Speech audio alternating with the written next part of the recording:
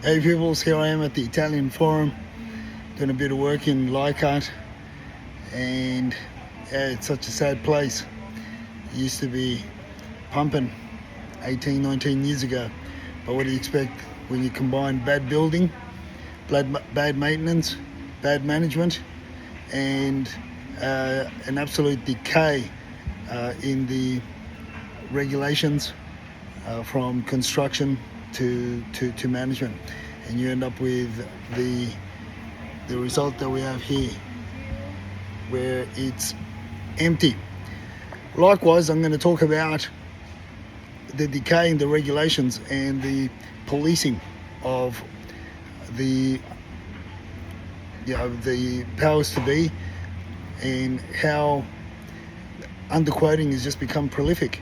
Not only underquoting, bait advertising, deceptive bait advertising is seen and evidenced all over Sydney at the moment. And what the authorities aren't even aware of is the fact that we've got a lot of NCBs as well, non-committed buyers, in other words, dummy bidders, attending auctions in order to try and pump up the price. But you know what? One thing I want to say up front, and that is that if vendors are colluding with these with the selling agents, bad luck, too bad, so sad, in your face. And I would dare say that a good 80% of deceptive marketing campaigns are a combination of collusion between the selling agent and the vendor. They get persuaded, they get conned into accepting these practices and adopting these practices when they go forward with a marketing campaign, and the results aren't coming through. Now, avid commentator Tarek posted on X. One of his acquaintances took a property to auction 25% below the reserve as a guide, and the property was passed in. Look, all I can say, Tarek, is if your colleague, if your acquaintance knew the shenanigans that were being at play, bad luck, suck eggs in your face. I know of another campaign in the eastern suburbs that the vendors' expectations were 2.1 to 2.2. It's actually on the selling agency agreement, on the exclusive agency agreement of a guide or a expected price.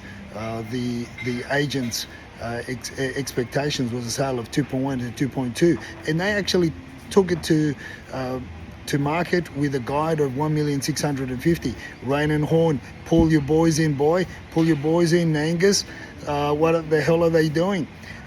Playing silly games. But then again, isn't it the board of directors of these major franchise groups and also the REIs that are colluding, that are teaching the newcomers what to do?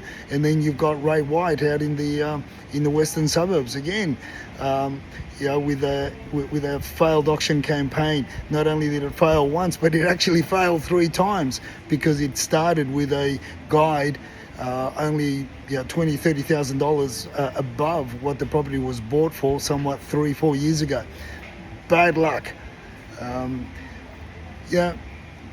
There are a lot of agents that are doing the right thing, and I've been working with one agent in the eastern suburbs to help our clients achieve a great result, what we believe is a great result, and the outcome by way of private treaty, by way of controlling the marketing campaign, by not trying to deceive the general public as to what the vendors' expectations were or are. And as a matter of fact, I'll be talking a little bit more in part 2 of dangerous games agents and vendors are playing these days, later on in another video, another day, when I'm sitting at the forum having a cup of coffee early in the morning. Folks, if you've got an agent, if you've got a selling agent that is leading you astray, that wants to lead you astray and tell you that pricing it low to what you go is going to get the job done, it's not going to get the job done when the market is choppy, when the market is going through the conditions that we're going through, where it's uncertain. There's a lot of uncertainty, and you know what? Above all, as we've been saying on the Monday evening property rants with Martin, people have woken up. We've been teaching people about these practices. We've been teaching people how to counter these campaigns over the years, and many have listened, and they continue to listen to what we share on the Monday evening property rants, and they've been educated. So once again, Tarek, tell your acquaintance, bad luck, particularly if they went along with the agent's misleading campaign of guiding at 25% below the reserve. The property in the eastern suburbs that I'm referring to was guided closer to 30% below the expectations, and the sale that was achieved was lackluster, probably $100,000 less than what the property was actually worth. Yes, he got sold, folks, because the pressure is then placed on the vendor by the selling agent. The pressure isn't on the market or the buyers, because most of the people that are colluding and into this type of marketing campaign and practice, they don't want to work hard. They don't need to work hard, because it's easier to pressure the vendor to accept a lower price on the day.